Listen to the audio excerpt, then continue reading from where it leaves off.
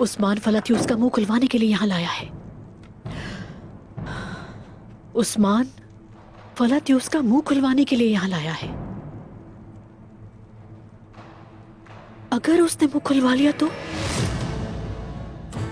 अगर वो खुलवा लेता है तो फिर तुम्हें हर चीज के लिए तैयार रहना होगा खातून। हमें भागना भी पड़ सकता है। भागना? हम भागकर कहां जाएंगे? हम भागकर कहां जाएंगे दुंदार साहब?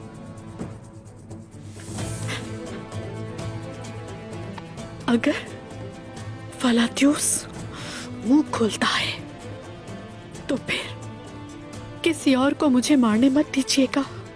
आप मुझे खुद अपने हाथों से मारेंगे। ये तुम क्या कह रही हो खातून? अगर ऐसा कुछ हो भी जाता है तो मैं तुम्हें क्यों मारूंगा? ऐसी नौबत नहीं आएगी।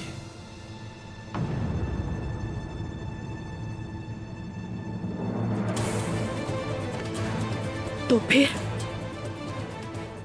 फिर उसे मार दें या फिर उसे मरवा दें।